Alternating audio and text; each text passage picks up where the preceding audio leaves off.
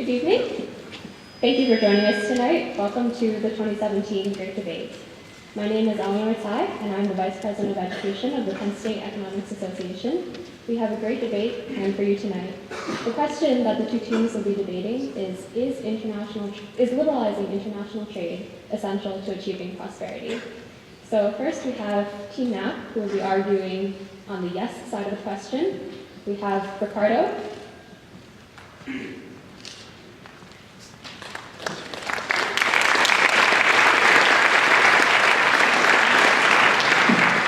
We have Nazmus.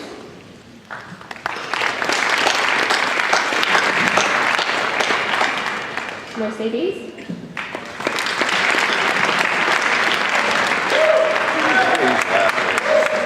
And Sharon.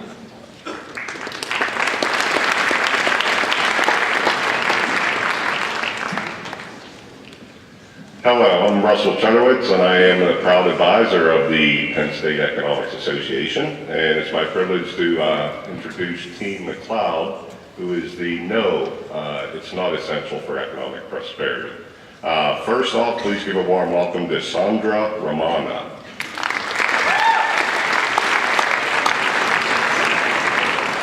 Second, we have Setska Kara.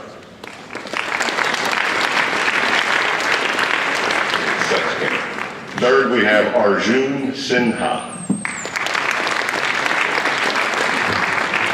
And fourth, we have Jay Deng. And Professor McLeod.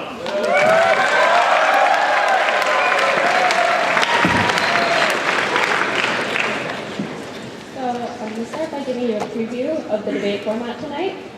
Both teams will start with a 2-minute opening statement. Then each of their subsequent speakers will have a 4-minute speech, followed by a 2-minute rebuttal from the other side. And then finally, we'll have 2-minute closing statements by each of the professors. And at the end of the debate, you'll have a chance to vote for the winner of the debate via your smartphones. So we will have instructions about that later, as well as instructions about how to fill out your Scantron. But you should know that you must stay until the very end to hear the instructions for filling out the Scantron if you're here for extra credit. So, that? Okay, and I'm also here to say the disclaimer, the views expressed by these participants are not representative of the Department of Economics, the Econ Association, or themselves. And I also ask you for being respectful and great etiquette. All the participants put a lot of work into this special night, so thanks. Okay. So without further ado, we'll start with Team Knapp.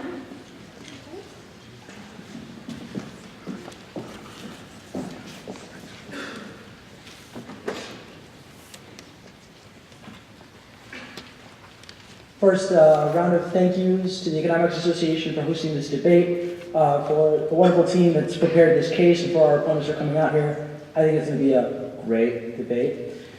So,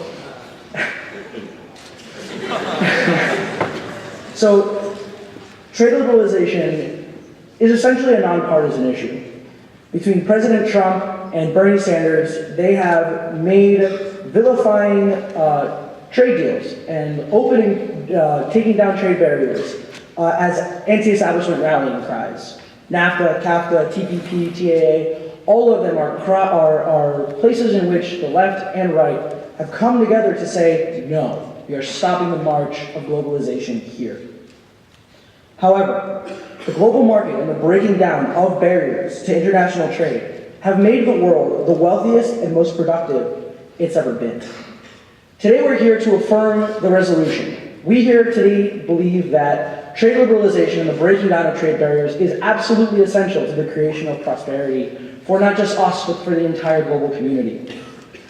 Naz will start by talking about how trade liberalization maximizes comparative advantage. Mercedes will move on to say that trade isn't the problem that we see here in central Pennsylvania and across the Rust Belt states. It's actually domestic policy and domestic politics. Finally, we'll close out with Siobhan, who will actually do an analysis on who we perceive to be an ally, China, and show you that they are not a rival, but a friend and an example for what trade liberalization has to offer not just to us, but to the entire world. And so I welcome this discussion, and I hope that you guys will listen with open ears. Thank you.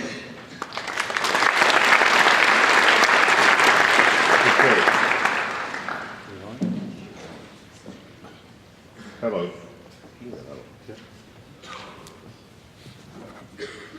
Upper Team McLeod, Sandra.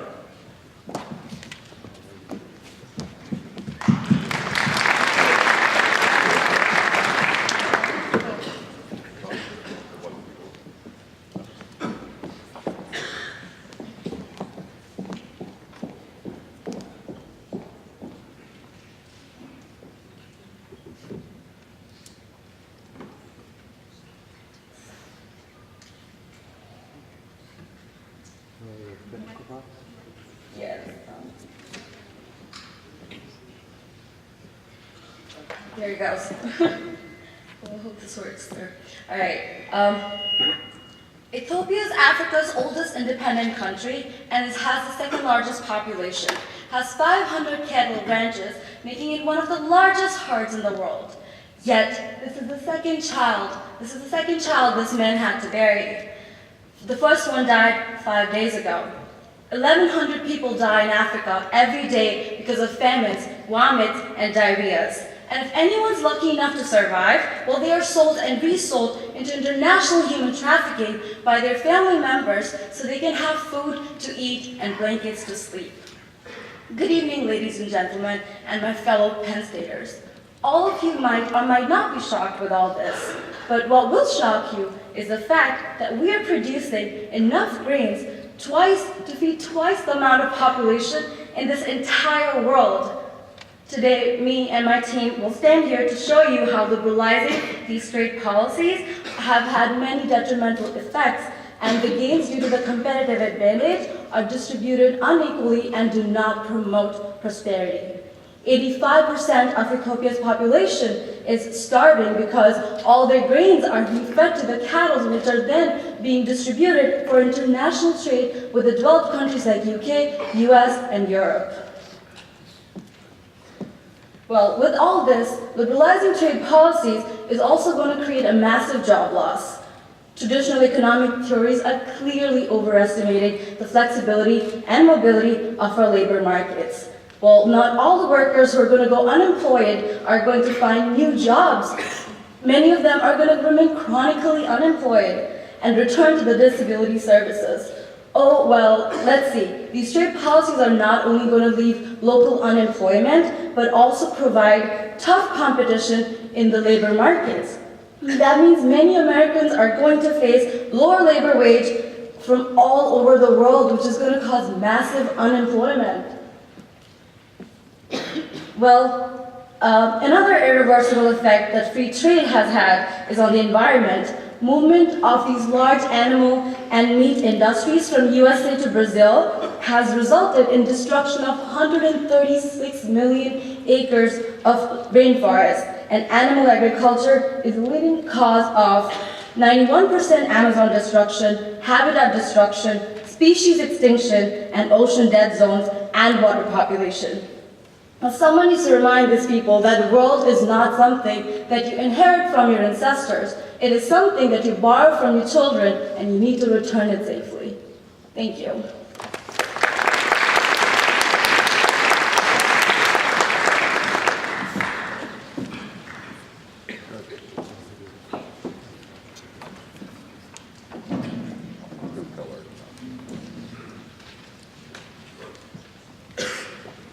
Hi everybody, thanks for coming out, especially to all the students here for their valuable extra credits. Trade liberalization maximizes the benefits of comparative advantage.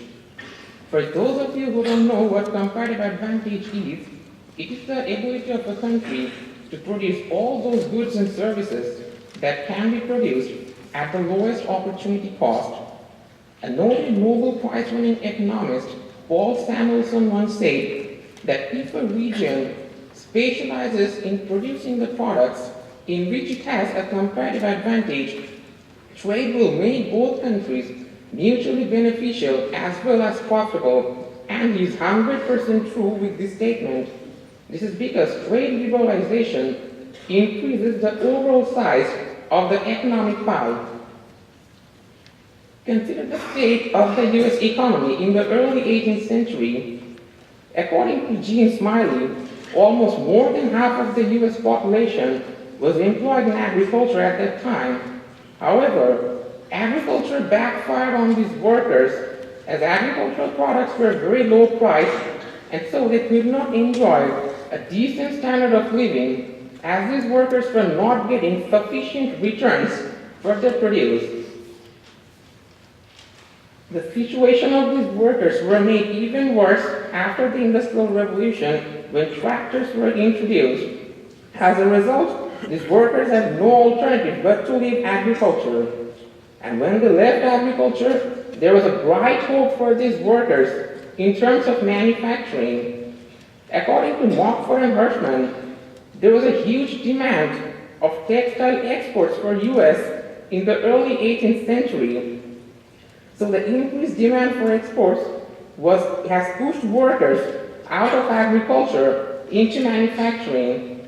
So these workers realized their potential in manufacturing processes. So comparative advantage has forced these workers out of agriculture onto manufacturing.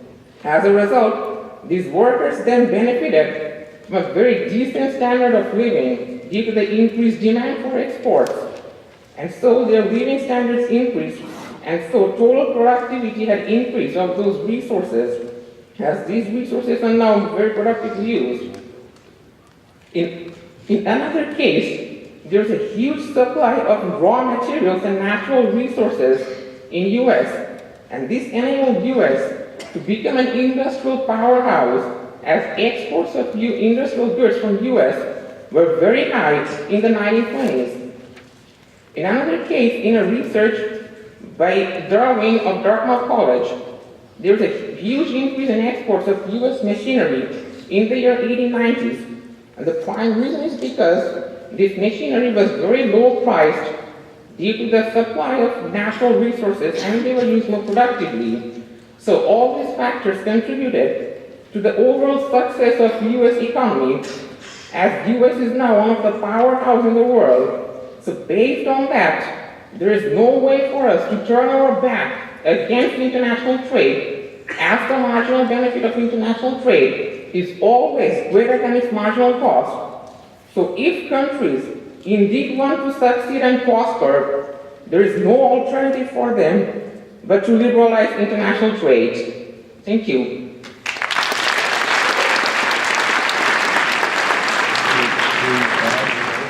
Kenny McLeod, you have 2 minutes. Rebuttal. Right, that was a fantastic speech. We just have a couple points that we want to make against it. So our first point is the idea of the theoretical model of comparative advantage and labor mobility. So the model that Team Knapp is trying to propose is that labor mobility tells us that a worker just like unemployed from a job can just transfer to another one. But this has a lot of issues in the modern world. Specifically the fact that jobs aren't as mobile as Team Knapp would like you to believe. If we have somebody who is, for example, in a very specialized industry like corn farming, and they lose their job because of outsourcing, whether it be in the United States, Mexico, or Kenya, what ends up happening is that all of the jobs they could get into as a result need years of training. Computer programming, hot industry, 4-year degree. Automotive technician, 1.5 years of training. Plumber requires 144 classroom hours and 4 to 5 years of apprenticeship. So the people that are unemployed as a result of trade liberalization can't necessarily become reemployed in a quick amount of time.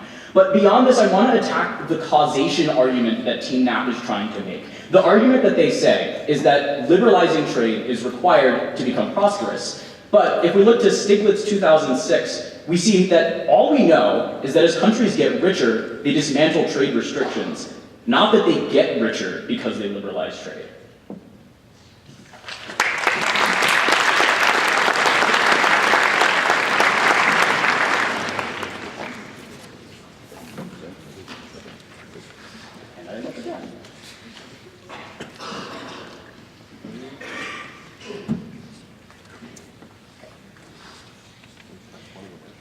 When discussing economic policy and consequences, there is often a tendency to jump to holistic evaluations. Does said policy increase GDP, total industrial output, average income, etc.? But in doing these aggregate sorts of comparisons, we often miss some of the most impactful and relevant information about our data. It's spread. Trade liberalization is often touted as moving the world forward, and we point to countries like Germany, Sweden, Japan, and South Korea as our examples of modern economic miracles. But trade liberalization, like cheap butter on soggy toast, does not spread its benefits equally. We see increased inequality on an intra and international level as a result of international trade liberalization. First, trade liberalization worsens income equality, mainly in poorer countries. Branko Milanovic, former lead economist for the World Bank's research department, found in 2005 that in countries whose per capita income is below 14,000 US dollars, trade liberalization decreases the income share of the bottom 60% of the population significantly. And this trend increases the poorer the country gets. To get an idea of which countries this affects, let's look at my handy-dandy map. Every single country on this map that isn't blue has higher income inequality as a result of trade liberalization. And because I know that there's some colorblind audience members, I'm going to help you out. That's almost every country in Asia, Oceania, Central America, and Africa. Trade liberalization only makes income inequality worse in an area of the world that's already having troubles dealing with it. Second, the benefits of trade liberalization are not spread equally on an international scale. For a country with a booming economy, sustainable practices, and solid infrastructure, trade liberalization means more markets where you can sell your goods. But for a country largely based around agriculture, or a country without strong infrastructure, like we see with China, this often means opening up your markets to a flood of cheaply produced goods from abroad. A 2004 study in the Economic Journal found that trade liberalization in developing nations increased imports significantly more than it increased exports, which hurt the economy in the short term and decreased growth in the long term. The Economist states that from 1980 to 2001, all sectors of agriculture in Mexico faced significantly decreased production, with wheat decreasing by 57%. They conclude that NAFTA and other international trade policies hurt Mexican farmers by having them compete with cheap subsidized corn from the United States and higher traditional transportation costs within Mexico, as we can see from these graphs. But over the long term, these decreased exports can have disastrous profit margin income effects. A 2005 analysis by Christian Aid found that the 272 billion US dollars that trade liberalization has cost sub-Saharan Africa over the past 20 years would have had enough money to wipe clean the debt of every country in the region and still have enough money to vaccinate every child and send them through school. The other team is going to get up here and tell you that trade liberalization is great for a lot of things. They're going to point to things like growth, industry, jobs, etc. But through all of that, I want you to keep in the back of your mind how these infrastructure benefits are being spread. Because remember, trade liberalization ain't no Land O'Lakes.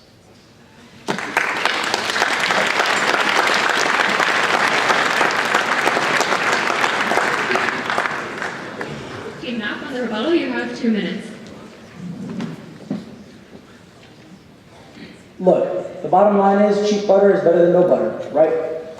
And at the end of the day, when you're looking at what we're talking about with trade liberalization, it's about countries having access to goods that they otherwise wouldn't have, right? So your poor farmer in Kenya gets butter from like farms here in Pennsylvania, and it drives global prices down so that it makes it easier for everyone in the world to afford goods. As a matter of fact, we are doing such a good job eradicating poverty by making goods easier to purchase that USA predicts with a 95% confidence interval that global extreme poverty either ends or falls below 20% by 2030. This means that we can meet the United Nations Sustainable Development Goals in the next 15 years. So when you look at their fancy maps, when you look at their comparisons, ultimately there are some serious flaws with them. For example, Venezuela is blue. So yeah, great, you live in a country that has a lot of income inequality, that is very income equal. But in the same hand, you can't buy beer and you can't buy toilet paper, so are you really better off? They also criticize us for making aggregate comparisons, but then choose to make the aggregate comparison of income inequality, when income inequality doesn't necessarily dictate whether you are a prosperous nation What dictates whether you're a prosperous nation is whether your people have access to goods and services.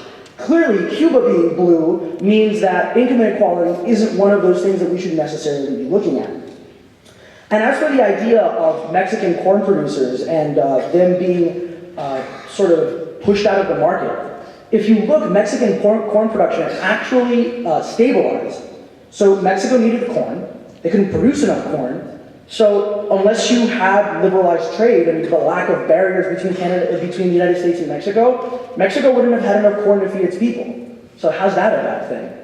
Also, when you're talking about comparing like wealthy versus poor nations, Mexico is the 15th wealthiest nation in the world. You're comparing that to the second, which is China, to the US, which is the first, and to the EU, which is the largest single market on the planet. So I don't think that it's an apt comparison to pigeonhole the entirety of the globalized trade system. Thanks.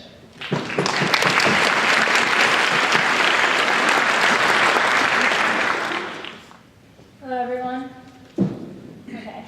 So all nations, despite their differences, have a very similar goal, and that is to increase the standard of living for its population. And the way to do this is to increase trade liberalization.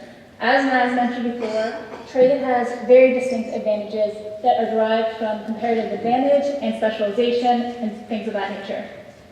Throughout this debate, you'll hear a lot of repercussions that are associated with trade, but I want to note there's never been an economic policy that's been put in place that hasn't had at least some cost associated with it. Increasing trade liberalization will have costs, but to some individuals in certain sectors. But the benefit added to society should compensate for those that are negatively affected by trade. The greater benefits to trade should not be eliminated or sacrificed in pursuit of eliminating costs. Instead, we should focus on adjusting the failed policy in order to increase benefits for everyone by distributing the gains from trade in order to mitigate those costs. Okay, and I understand that there are certain costs associated with trade, and those include creative destruction, loss of jobs in decaying industries, and a distinct disadvantage to infant markets. And while these losses are unfortunate and painful, it's due because these industries are just not the best allocation of resources, capital and labor resources in a nation. The failure is due to the inevitable cycle of economic evolution. There's a lot of protectionist rhetoric that's popular in policy today, in politics today, and that's due. It speaks a lot about eliminating costs and job protection. My point is that jobs lost to trade aren't very different than jobs lost for any other reason. Imagine structural or cyclical unemployment. If you have a business that is inefficient or uncompetitive in its region, in its state, even in its nation, it deserves to fail when compared to a business that's more efficient, produces more, and is overall more competitive. The jobs lost due to domestic competition aren't any different than those that are lost to foreign competition. Now, that being said, as I mentioned before, these losses are painful, and we need to address this and protect our workers. And we can do this because the marginal benefits are significantly larger than the marginal costs. We need to reallocate the gains from trade in order to mitigate these costs. And if you remember one thing from this debate, I want you to remember that international trade coupled with appropriate corrective action is superior policy to protectionism. The problem is not with trade itself, but it's due to failed policy. Things like politicians going again and again and again, making promises that they cannot keep, and implementing policies in place that are just simply not effective is what's the problem here. An example of this is trade adjustment assistance.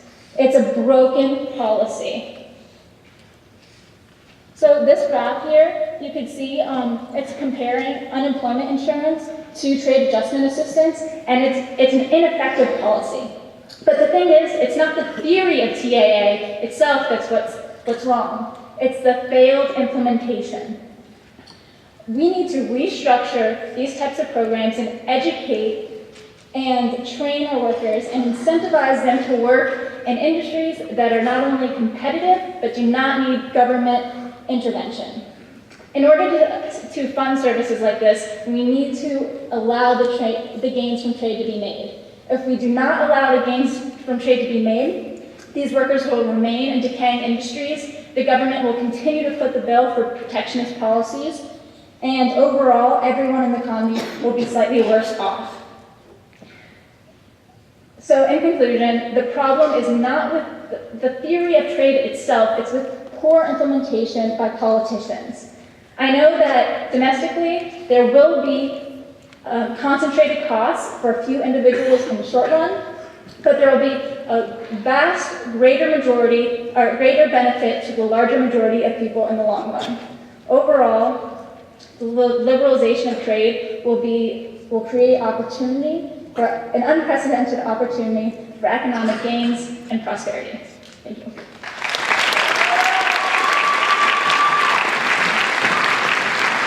Okay, please file. 2 minutes. Got it?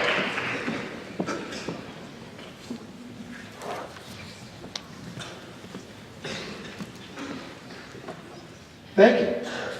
Okay, so I heard a lot about how we're going to use the gains from trade to distribute it to solve these problems that implementation. But we've already made the point that these gains from trade are not being distributed fairly.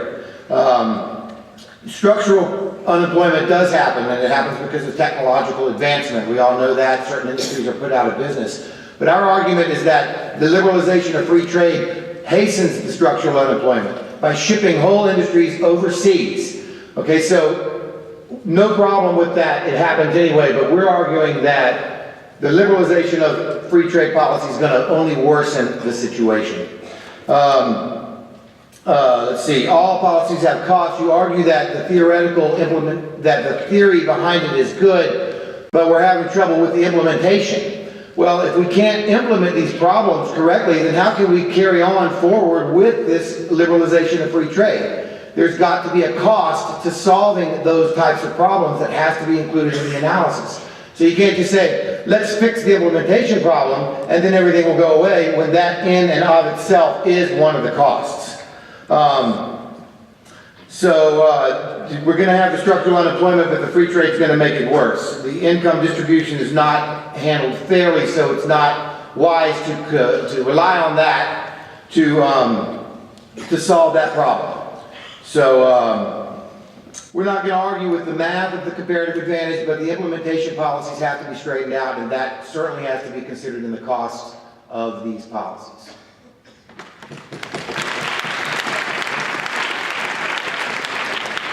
Part 2, syndrome.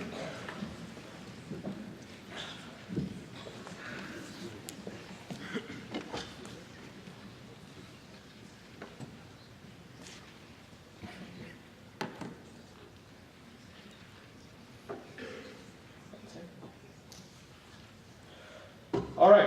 Good evening, everyone. I hope you're having a wonderful evening. Now, let's dive in. I'd like to start by a quote. The quote is, the ignorant are ignorant of their ignorance. That is a quote by Peter Baskerville. I believe it happens to be very applicable today in this debate. The motion before us today asks us to regard liberalization of international trade as a necessary condition for achieving prosperity. Before we delve into the many finer points of why and how that is unequivocally and resoundingly false, it's important that we understand certain basic elements of this motion. International trade, specifically, as mentioned before a lot of times, is based on the principle of comparative advantage, which basically dictates that countries facilitate trade based on their inherent strengths. So it's a win-win situation, right? Wrong. Why? Let me enlighten you. David Ricardo was the gentleman who came up with the principle of comparative advantage, which clearly states that his principle is only sustainable if his underlying assumptions are met. One of those primary assumptions without which comparative advantage is not really sustainable in the long run is the assumption of costless labor mobility. What that means is, basically, if I get laid off because my factory moved to China, then I can just get retrained and work in another industry in the US. The only problem is with that assumption is that it's only existent on paper, and maybe in the arguments of maybe some of our opponents. Let's look at this a little bit closely. The article in the New York Times talks about this. Dan Simmons is a resident of Granite City, Illinois, worked at a steel mill for 38 years of his life, but then it moved to China. However, he got retrained by the Trade Assistance Program, mentioned before. His reaction, and I quote, was, "The training program has almost become a joke around here." You further explain that skills often do not translate from old jobs to new ones. Hence, that throws this assumption out of the window. Labor mobility just doesn't exist as in this current situation. The Labor Department assessment found that 4 years after completing training, only 37% of those employed were working in their targeted industries. Now, many of those enrolled had lower incomes than even those who had simply signed up for unemployment benefits. So retraining labor mobility go out the window retraining and labor mobility basically go out the window. Now, let's take a further look at how this country has done in regards to trade agreements. Gary Huffbauer of the Peterson Institute projected back in '93 that NAFTA, or our favorite trade agreement that we like to hate, would lead to a U.S. trade surplus with Mexico, if it's implemented, which would create 170,000 jobs, new American jobs. These figures were at that point also accompanied by the White House. After a couple of years, when nothing of that sort actually happened, and the US actually had a trade deficit with Mexico, Huffbauer told the Wall Street Journal, well, the best figure for the jobs effect of NAFTA, or what actually NAFTA delivered, is approximately 0. And I believe I should step away from job forecasting. How very smart, Mr. Huffbauer.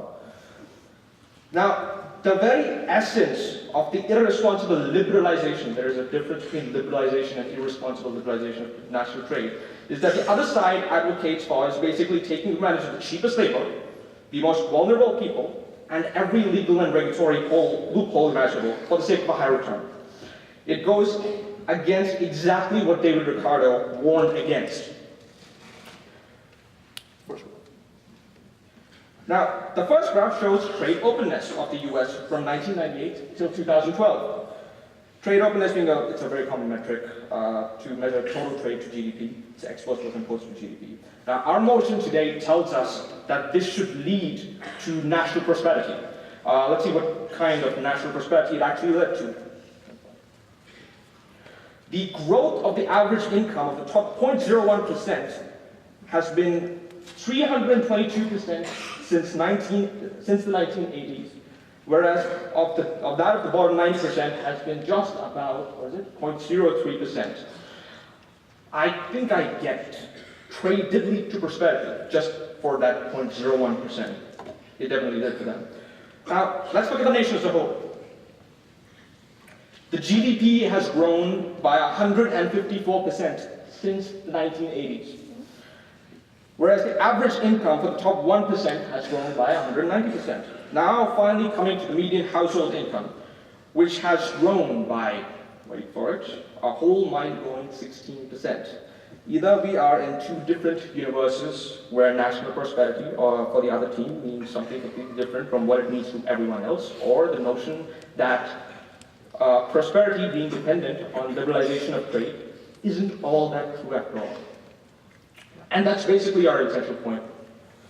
Today we argue fact by fact and point by point, showing you that trade liberalization hasn't actually generated wealth, but in fact it is transferred it. Today, I hope you vote for rationality and facts. That'll be all for now, ladies and gentlemen.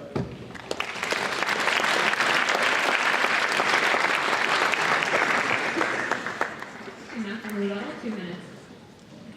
It's always interesting when your opponents accuse you of being irrational for disagreeing with them. But when you look at their analysis, right, there's some problems with it. First is this idea of costless labor mobility, that it doesn't exist. Well, on an international stage it doesn't exist, but you wouldn't be able to have domestic trade if there were costless labor mobility, but it does exist here in the United States. You can move from state to state, right? But let me, instead of going through each and every single one of their points, because there was a lot, sum up the problem with their argument in a very simple adage. If you want to make an omelet, sometimes you got to break some eggs, right? Do you want the shells that you cracked to make the omelet at the end of it? No, you don't. And ultimately, what we're looking at with trade liberalization is increased competition. That's a good thing. A lot of the problems that come from, that they claim come from our side, are inherent to capitalism itself. So unless you want to fix the problems of capitalism inherently, you're never going to fix the problem anyway. So a lot of the measurements that are being made here are with respect to income inequality. A lot of the crux of their argument boils down to income inequality. The problem with using income inequality, like I said in my first rebuttal, is that income inequality doesn't track with prosperity. And if you want to call low income inequality prosperity, then you're calling countries like Venezuela, Cuba, and North Korea prosperous. Now, let me ask you a question. Do you guys genuinely believe that North Korea is prosperous? Because that is one of the most wealth-equal countries on the planet. Everyone is dirt poor. All right? And I question the premise of their arguments when they're questioning the fundamental nature of what the global capital system is, right? Capital moves up and down, sure, but it's not the job of the firm to distribute that wealth. It's the job of the government to do that. So when we're talking about solutions today, and we're talking about how you should decide your vote, you need to separate what trade does versus how you solve it. Trade creates wealth. That is that's not a question today. It's how that wealth is distributed. That's the question. And my partner answered that before, and that's trade adjustment assistance. So thank you.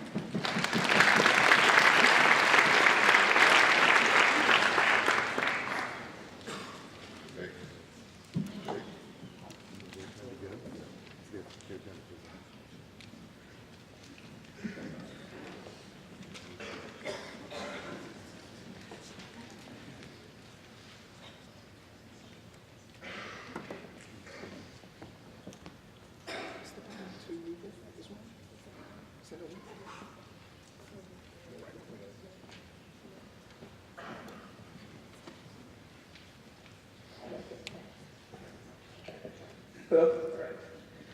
Good evening, ladies and gentlemen. Today, lots of arguments have been made to return to a more populist and nationalistic policy, policies that would protect us from international trade competitors. However, history is littered with examples of those who have made the same mistake as them, the mistakes of ignoring benefits of trade liberalization. Today, the common theme of every argument they made was to paint China as a rival to our prosperity. So please, let me tell you a story of China. China in the late 1960s and early 1970s was in ruin. Its economy a mess, its people terrified and impoverished. All of this because under Mao Zedong's presidency, they had implemented the Self-Sufficiency Act. The act was aimed to secure China's economy from international trade. It was aimed to support the local industries, like I said, litigate against the foreign American overdependence. Quoting Mao, "It is a way of showing national self-respect and faith without boycotting the foreigners." And we saw the results. By ignoring the benefits of trade liberalization, China allowed its people to suffer for decades. With only 8.7% of its GDP coming from international trade, China was lagging behind. On the left side, we see Japan in the late 1960s, with 21% of its GDP coming from trade. And behold the difference. The average Chinese man only lived 44 years, whilst the average Japanese man lived 23 years longer. Only 50% of China above the age of 15 were literate in one language. Compare that to the 86% of Japan. But the most unfortunate statistic is the access to clean drinking water. only 12% of Chinese had access to basic human necessity of drinking water, whilst almost 3/4 of Japan enjoyed this. However, ladies and gentlemen, all was not lost. Under all was not lost. As Mao's reign came to an end, Deng Xiaoping, the former finance minister, took the helm. All his new policies were rooted in two core beliefs. One, to open up borders to foreign trade, and two, to improve education. And today we see the result. And today we see the results. On the top right side, you can see Shanghai in the 1980s, and below is Shanghai today. With 36% of its GDP coming from international trade, China has developed marvelously. Life expectancy has gone up by 30 years and now is almost the same as the United States. Literacy rate has gone up by an astounding 41%. And best of all, 3/4 of Chinese have access to clean drinking water. What changed all this, ladies and gentlemen? It was liberalization of trade. We have seen an increase in prosperity across many, many variables, all thanks to liberalization of trade. Let us use China as an example. Let us think of China as a fellow country on the path to prosperity and not as a rival. Thank you.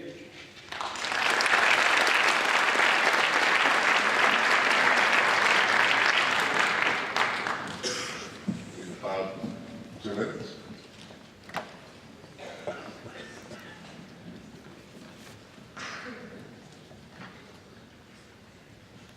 All right. So what the other team just did is they came up here, they showed you some scary numbers, then they showed you some great numbers, and they said that trade came in between. But everyone who's taken a statistics class before knows that correlation and causation are not the same thing. If you don't believe that, let me give you an example. The murder rate in the US has gone down dramatically over the last 30 years. Under that same period of time, the market share of Internet Explorer has gone down by about the same amount. Internet Explorer doesn't lead to murder.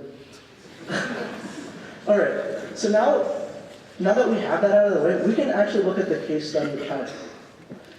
So first of all, their argument is based on the idea that China's comparative advantage is cheap labor. But we've already explained that the comparative advantage model doesn't work out because there is labor mobility. And as the other team brought up earlier, labor mobility is not the movement between states, it's the movement between jobs. All right, so then we move on to the actual reasons behind the rise of China. So first of all, the rise of China is due to the fact that it has a command economy, which places it in a unique position to mobilize its resources. If it were actually the comparative advantage of cheap labor, then we would see this dramatic growth in India as well as other highly populous nations. But more importantly, it was economic reforms that led to increased productivity that accounted for most of China's growth, rather than the growth in capital. So as the other team said, two things happened: increased investment in education and increased trade. It's the education that made the difference, not the trade. So for these reasons, we see that the case of China does not prove that liberalizing international trade leads to prosperity. It just happens to be that way. And in fact, we can show that it's the education, it's other factors that lead a country to be more prosperous. Thank you.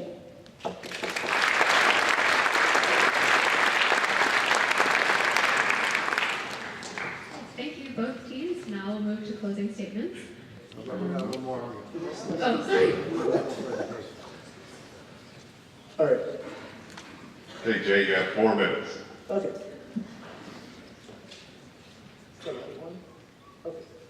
So throughout this evening, we've touched on how trade liberalization leads to job loss, how it makes the rich richer and the poor poorer. But when it comes to the actual economic theory behind free trade, we haven't talked about one of the biggest problems there is with the comparative advantage model: externalities.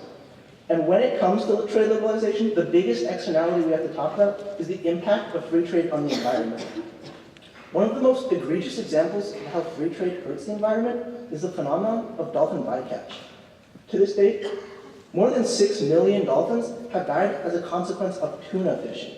In fact, dolphins are dying by such large numbers that the United States passed the Marine Mammal Protection Act in 1972. forcing U.S. fishermen to modify their fishing techniques and acquire new fishing gear that reduced dolphin mortality. However, because these U.S. boats had to work under restrictions that didn't apply to foreign boats, the U.S. fishermen quickly became uncompetitive so in response, the United States began restricting tuna imports. They required that imported tuna be caught at a dolphin mortality rate comparable to the tuna caught on United States boats. Mexico quickly claimed that U.S. domestic law here was in violation of the General Agreement on Tariffs and Trade, and a GATT dispute panel actually ruled against the United States in this case. This is just one out of many examples where free trade breaks down in the face of environmental protection. And in this case, it's highly likely that these dolphin species would be extinct today were it not for U.S. persistence on trade barriers to tuna imports. Now fast forward to 2012, and we find a study from the Commission for Environmental Cooperation of North America that combines historical data with empirical analysis to show that industrial pollution and industrial air, water, and land pollution have gone up across the board because of NAFTA, and specifically carbon monoxide and sulfur dioxide emissions have skyrocketed. In fact, a 2009 study from Harvard indicates that trade restrictions may actually be necessary in order for environmental protection to occur. For example, in 2008, the United States and Belgium sought to enact trade penalties against countries not participating in the Kyoto Protocol, which is an international agreement to reduce greenhouse gas emissions. However, these plans quickly fell through because these trade penalties would be a direct violation of World Trade Organization rules. And consequently today, we see the Kyoto Protocol as a huge failure because it hasn't meaningfully reduced greenhouse gas emissions anywhere in the world. And all of this points to environmental conditions that will become more and more hazardous to human health. But to make matters worse, we find that these very same free trade agreements, which are ruining our environment, actually make life-saving medicine and care less accessible. The World Trade Organization finds that many proposed free trade agreements include patent extension clauses, which allow pharmaceutical corporations to hold on to their monopolies for a longer period of time. The potential damage here is best illustrated with the case of HIV medication, where in 2001, a single dosage of proprietary HIV medication cost $11,000. In comparison, a generic only costs $350 per dose. Patent extensions in the case of HIV medication would have proved fatal for those who could not afford it. So to conclude, not only does trade liberalization lead to environmental harms that can cause irreparable damage for generations to come, it also makes the life-saving medicines that will become increasingly more necessary due to the environmental destruction less and less accessible to those who need it the most. So for these reasons, trade liberalization is not a yellow brick road to prosperity. Thank you.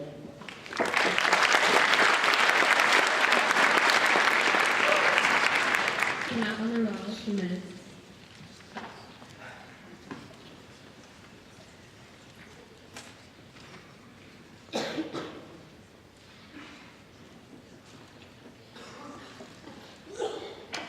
I'll start off by touching on some of the environmental points. So essentially, what the previous speaker has gone up to you is describe to you a problem with the international system. The international system is an anarchy. There is nothing above a country to tell countries what to do. So a lot of the problems that come with these environmental damages that are done by corporations is there's no enforcement mechanism because you can't enforce domestic policies on foreign boats. But that doesn't have to do with trade. It has to do with the fact that our international system hasn't kept up with our global economy. What they're describing to you is called geoeconomics. It's the use of trade and the use of economic tools as a tool of foreign policy. But that's not liberalizing free trade. As a matter of fact, the use of geoeconomics actually limits trade. So they're not even attacking our own arguments. And with respect to the HIV medication in that one specific trade deal, just because one clause in a trade agreement is bad, doesn't mean the trade agreement is bad. And like I said before, that's actually a trade limitation, not a trade expansion. So I don't know how that argument necessarily applies to the decreasing of trade barriers. Furthermore, when they talk about the Kyoto Protocol failed because the US didn't sign on to it. It's not because the Kyoto Protocol was a bad idea in the first place. The Paris Climate Agreement has the US support, and it's actually working. And when they're talking about whether it makes the rich richer and the poor poorer, When you actually look at it, if you use a different, more accurate market basket called the PEC, real wages have actually been increasing in the last 10 years by 1%. And there's been an increase in consumption. People actually own larger houses with less people in them. So when they ask you the question, when they tell you that countries just happen to trade more as they grow more prosperous, you need to ask yourself the question why they do that. They do that because the domestic market isn't enough. They do that because they need to seek new markets, right? During the prior campaign, one of the candidates said, we need to trade with the 95% of people that live in the rest of the world. Because we wouldn't be able to sell all the products that we could to just the 300 million people that live here in the United States. And at the end of the day, you wouldn't have any of these medications. You wouldn't have the wealth that gives you the ability to make environmental regulations if it wasn't for globalization. Because globalization creates the wealth that allows people to think about these sorts of issues, not just squalor in their own poverty. Thank you.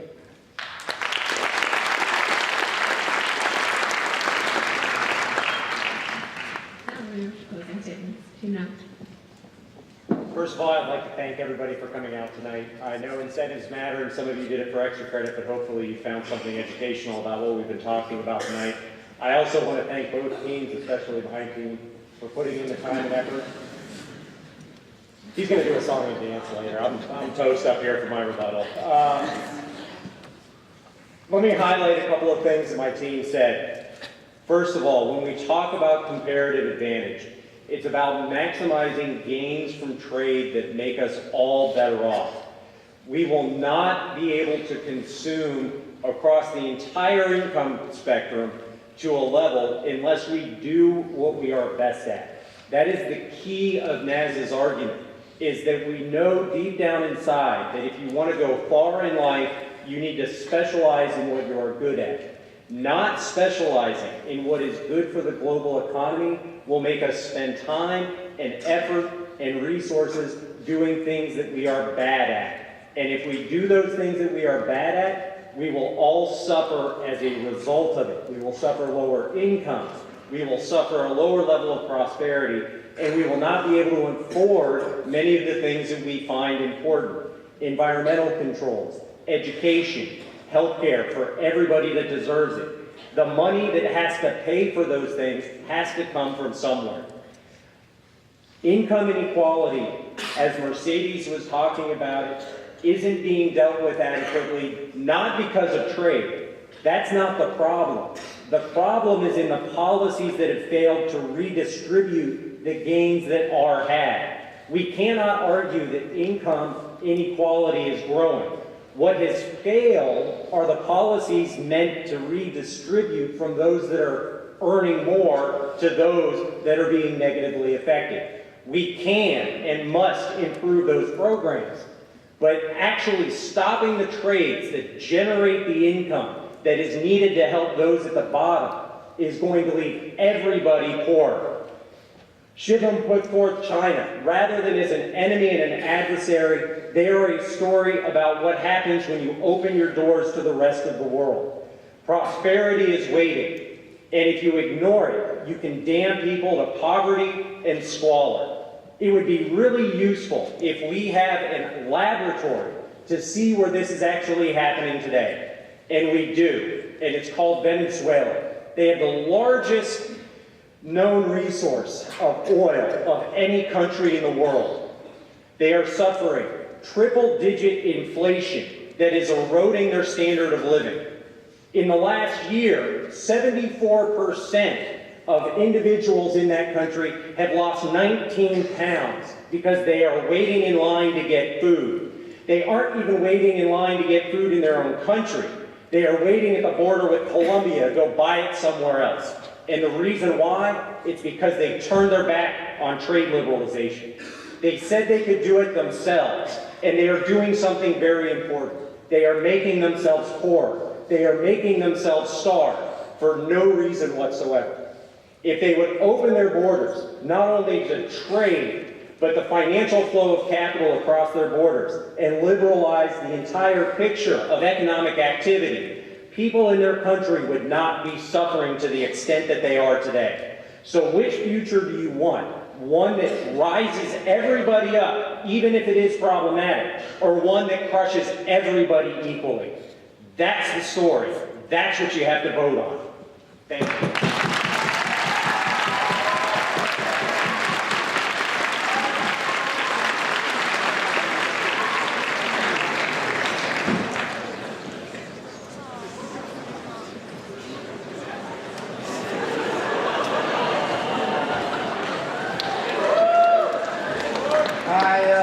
Together a little song for you to kind of sum up our argument, and that was a very nice speech, Colin. We're not advocating against free trade. We're just saying that some of these liberalization policies are flawed. In fact, it's pretty much what you just said. But let's see how this plays out.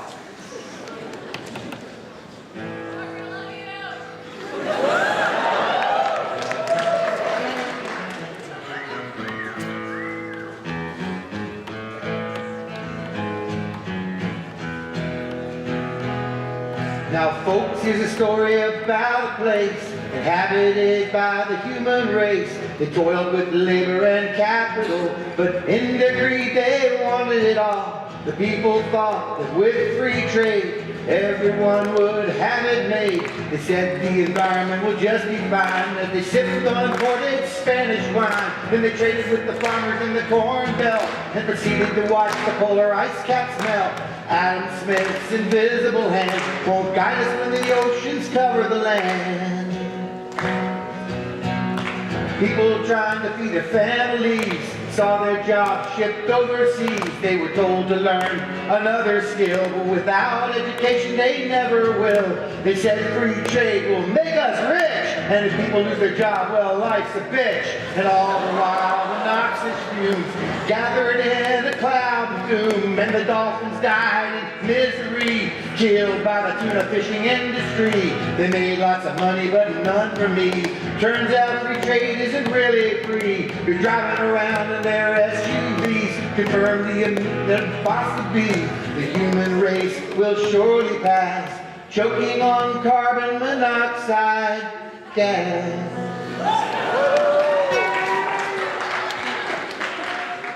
So enjoy the low prices at Walmart while you're filling up your shopping cart. Go ahead and count your gold. It was mined by kids that were 10 years old. If we leave free trade unchecked, jobs will be lost, our environment wrecked. Free trade will cause an income gap, so don't get caught taking a nap.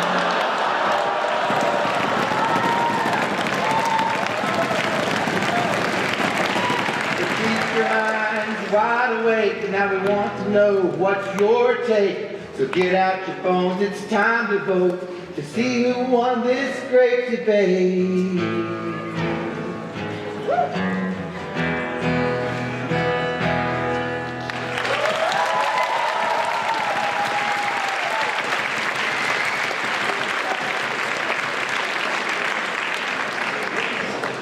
Thank both teams for their hard work, and another round of applause, please, for their speeches. And also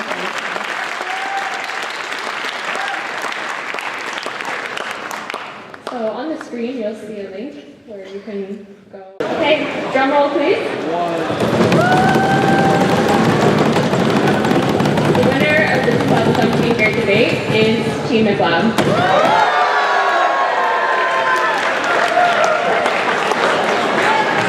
Thank you all for coming. Have a great night.